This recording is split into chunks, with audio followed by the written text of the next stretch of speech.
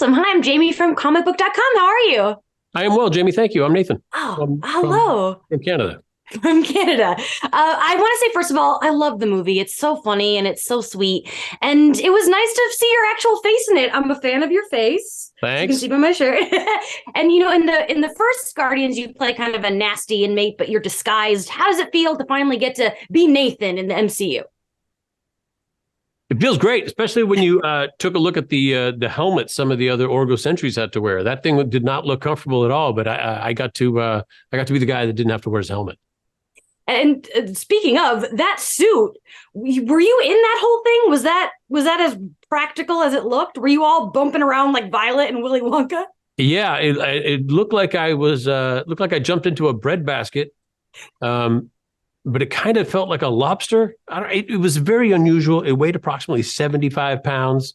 It all hung off of a vest you wear. You put a vest on first and then hang the pants off it. And then you can't complain though, because you got to consider your audience. You're looking around at Karen Gillan and Zoe Saldana and Dave Bautista, who spend hours in makeup, doing prosthetics, just getting it all done. I can't even imagine that process. So I couldn't complain. Yeah, you got the easier deal for sure. Yeah. It took 5 minutes to get in, 2 minutes to get out. Perfect. It feels like this role was written for you. Is that accurate? Do you know?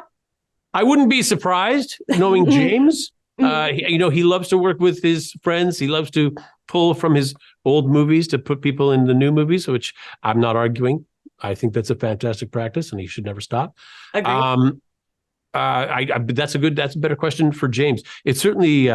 I didn't find it a difficult role. It certainly was fun. Fun. Awesome. I'm such a sucker for practical stuff. And some of the sets in your scene looked so good. I'd imagine that some of that has to be real, especially that hallway. How much of that did they actually make? What were you standing in? Hallway was real. Room was real. Doors were real. Cameras were real. Everything was practical in there. The stuff, when you see the doors moving, that was a CGI. When you see the cameras moving, that's CGI. But everything in that room was practical. And then there was a large set, almost like an open mall area. That was all practical as well. It was stunning to behold. Cool. It looked good. So that's what you want. Yeah. You have this one really funny back and forth with Chris Pratt in one scene. And I have to know if you guys got through that, if there was any breaking, and also if there was any improvising or if it was all on the page. It certainly started in one place and got to a very different place. And yes, okay. we giggled a little bit on the way, but there were some rehearsals. There was some, hey, this works great. Let's make this last longer, and then really push that part. Yeah, and then acknowledge this. And so yeah, it's which is the way it happens, honestly, with James. I sometimes feel like I'm doing a job and I'm trying to get this story out. And sometimes I feel like I'm just trying to entertain my friend who I know is watching on a monitor in the next room, laughing his off. So long as he's entertained, I feel okay.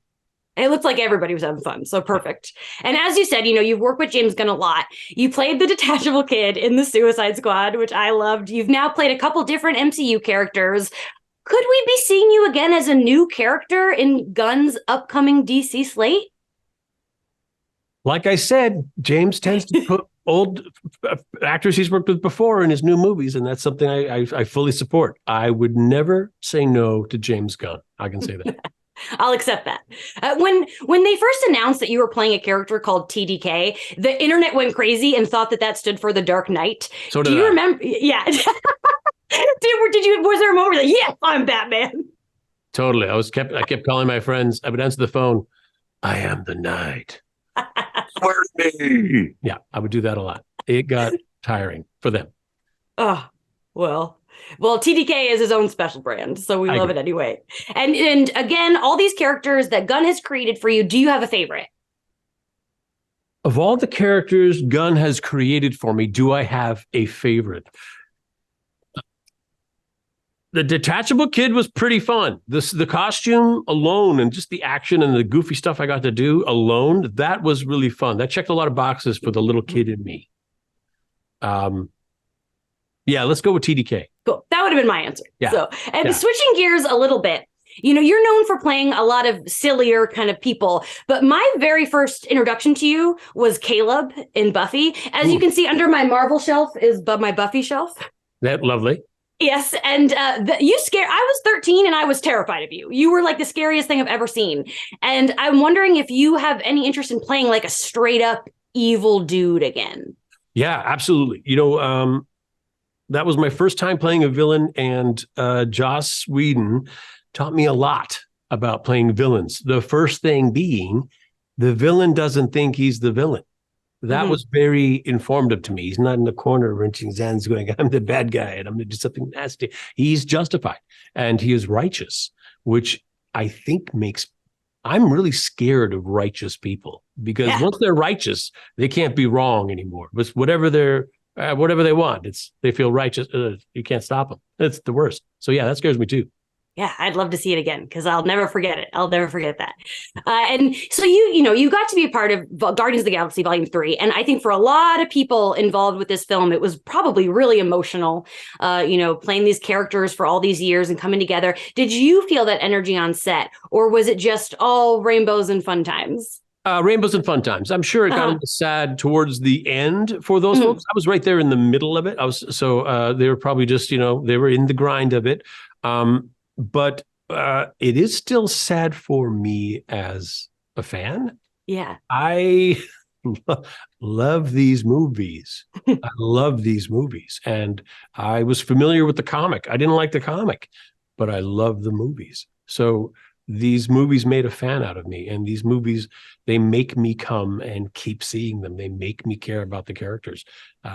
If a movie can make me feel something, I feel my money has been well spent on entertainment. Absolutely. I love that. And finally, you have this new character. He's this fun guy. Did you think of any backstory for him? Did he get blipped? What was he doing before the events of this movie?